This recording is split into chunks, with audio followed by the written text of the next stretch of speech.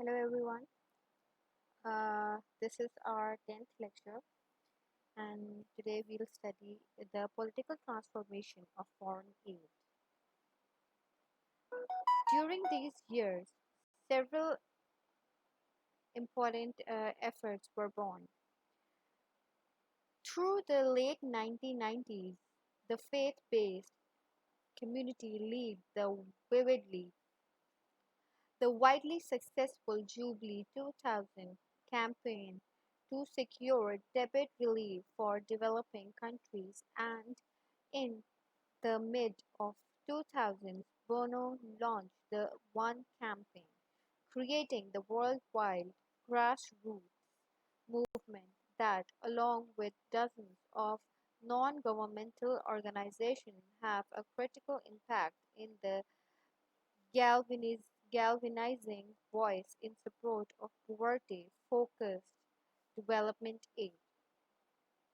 In 1995, a board a board-based coalition of strange bedfellows eventually knows that the US Global Leadership Coalition took a page out of Sec- Secretary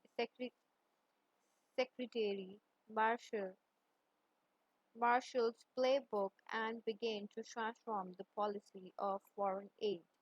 In early years, the USGLC sought to counter the isolationistic tide and stop the hemorrhaging of international affairs account. Today, the USGLC works around the country building broad support of America's global leadership and development and diplomacy with coalition of more than 5,000 businesses and NGOs, a bipartisan advisory council chaired by former Secretary of State Colin Powell that includes every living Secretary of State, nearly 2,000 to 200 retired. 3. The four-star general and admirals and advocates in all 50 states. While the community has weathered numerous effects, efforts to scale back America's civilian force, the current proposal in Washington to slash the State Department and U.S. aid by 32% present the most serious threat to America's global leadership since the 1990s, and what many may not realize that the historical and bipartisan groundswell of opposition that has unfolded over the past few months was actually years in the making. Here are some of lessons learned from 2 decades changing the political and foreign aids. The first lesson is messenger matter. Matter. While many sourceful While many forceful voices have advocated for foreign assistance for the years, top generals and admirals have perhaps been the most powerful. These seemingly unexpected alliances promoting the need for civilian power have been a game changer.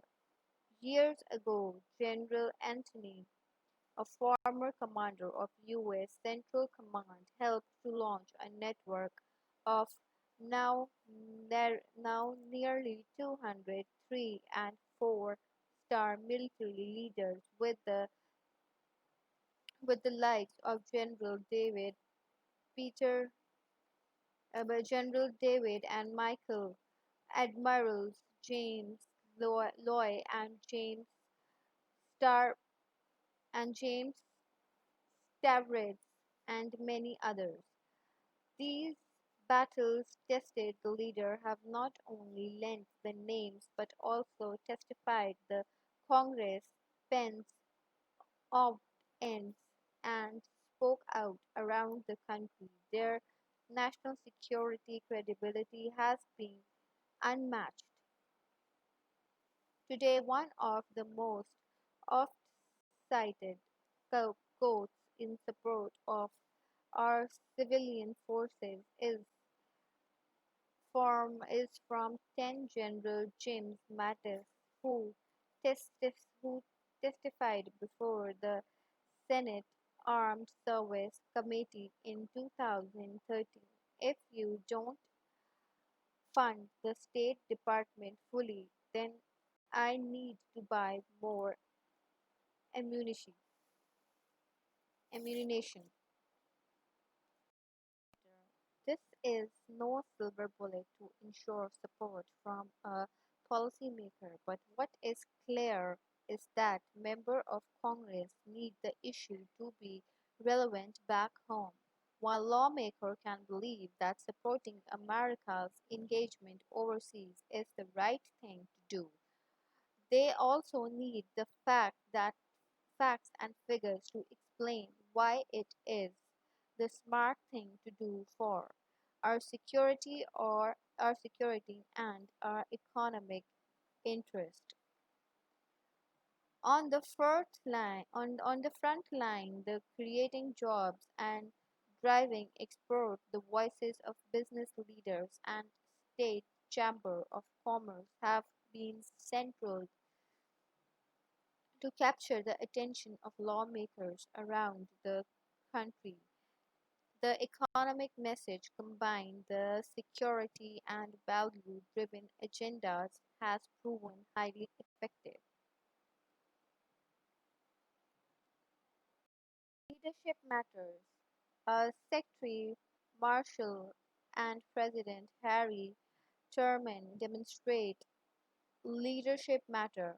Few have showed this matter on development assistance that President George W. Bush, as a candidate who ran on the platform against the nation building, he went on to be one of the greatest champions for global health, helping to save more than 13 billion lives by launching PEPFAR, the President's Emergency Plan for Aid Relief, and the Malaria Relief Program. This leadership in establishing the Millennium Challenge cooperation raised the bar of strengthening foreign assistance effectiveness.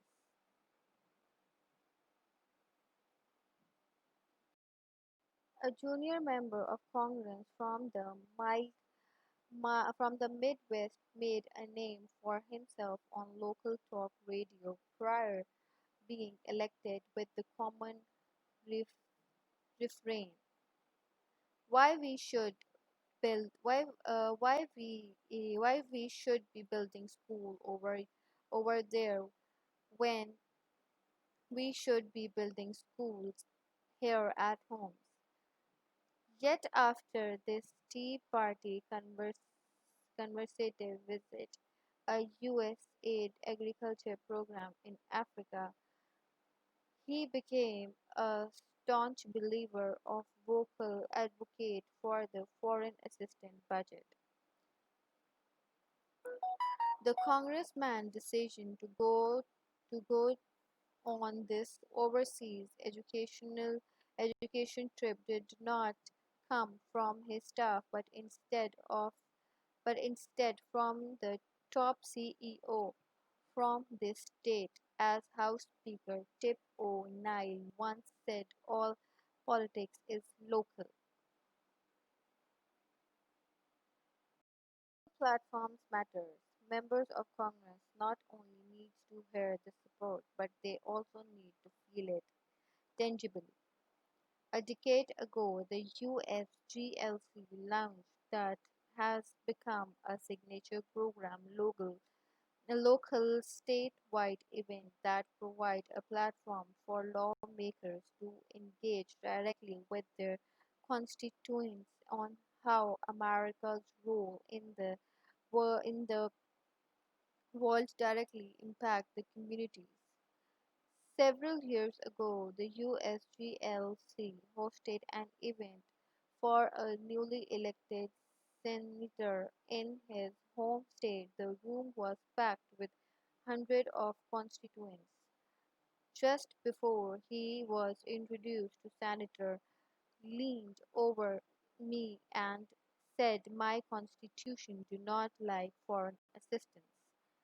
On one stage, sandwiched between a prominent retired four-star general and a well-respected former diplomat, the senator found a different voice. With the political cover, with the political cover to his left and right, he started singing of all for our song sheet, boldly telling the supportive crowd why aid was directly in America's national security, economic, and humanities interests.